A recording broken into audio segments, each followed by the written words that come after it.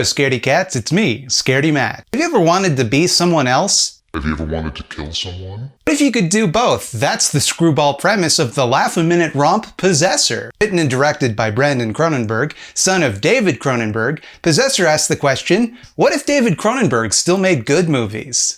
Turns out the answer is, that'd be neat. The extent to which this seems like Cronenberg's father's best work cannot be overstated. It's like going back in time and discovering they made a Videodrome too, except James Woods isn't in it. Everything from the body horror, the way that reality and delusion intermingle until you're not sure which events in the movie are allegory and which are literally happening but are also allegory. The fact that this movie inexplicably takes place in Toronto, as though in the future Toronto will be some hub of major tech companies and high intrigue akin to Hong Kong or New York. It's all there, baby! The story follows Andrea Riseborough. The story follows Andrea Riseborough. The story follows Andrea Riseborough as Tasia Voss, a corporate assassin who's able to infiltrate other people's minds, thereby not only killing her target, but also creating a perfect alibi so that no one will suspect assassination. Voss is conflicted about her work in the way that it keeps her away from her husband and young son, neither of whom know what she does. Each time Voss exits one of the host bodies that she uses to commit her assassinations, she's subject to a test where she examines her personal effects to make sure she hasn't brought any of the host's personality back or left any of hers behind in their body.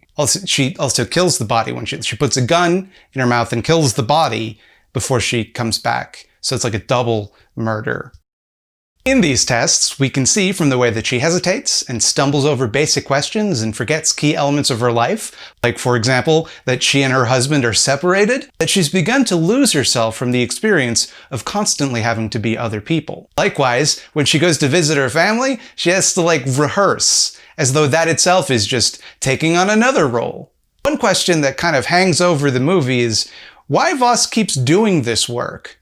Why does she feel compelled to continue doing something that is clearly taking such a profound toll on her health and sense of identity? Not an open-ended question, by the way. The movie does go ahead and answer it for you in the end, and boy, did I not expect the way that they would!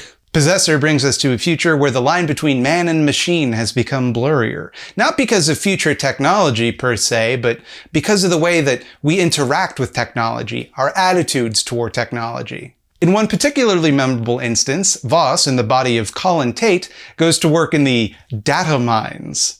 Colin's job is to sit and watch video footage surreptitiously gathered from people's phones and laptops by their manufacturer, and report the details of any instance of a given item or theme that he sees. If his job today is lamps, he has to report all visible lamps in the shot, as well as certain details about those lamps, like this one's got a halogen light bulb, this one's green, it's that kind of thing. And that's a very silly job to have. Like, how little must they be paying someone to get them to sit and do that all day and have the data be in any way profitable?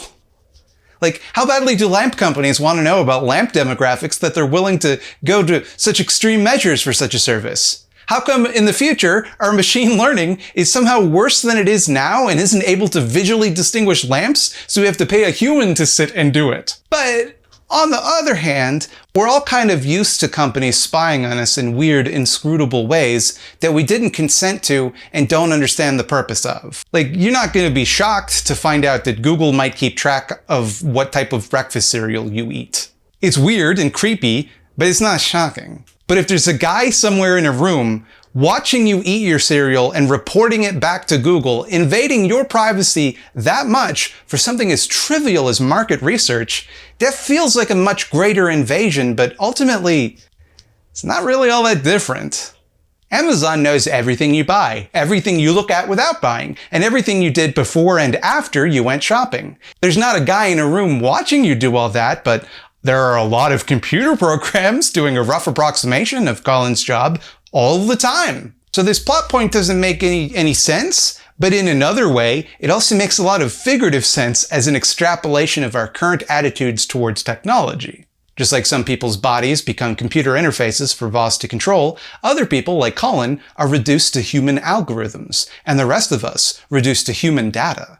Just like Voss, we're all losing our identity in service of the unknowable, but undoubtedly sinister agendas of massive tech companies. You're not you to them. You're some token ID number sitting in a server farm in California somewhere. And the idea of someone taking over our mind, that's scary. The thing is, they're already doing that a little bit. How much of your day-to-day life is decided for you by algorithmic forces you have no control over? How much of the news you see is designed to maximize your engagement instead of informing you? How much of the entertainment you consume was recommended to you by a computer program subtly nudging you to go watch Stranger Things? Of the math that we've done on you and what you like demonstrates you are an ideal candidate to watch Stranger Things. Hey, how did you find this video? Did someone tell you about it in real life? Or was it recommended to you by YouTube? Wait. Forget all that highfalutin stuff, Matt. You said this movie was like an early Cronenberg. Does anyone turn into a fly or pull a VHS gun out of their chest VCR vagina? No, not really. But still gruesomely violent. And if you're a sicko like me, you'll love that. You'll love all of the terrible violence and how it shows people getting hurt.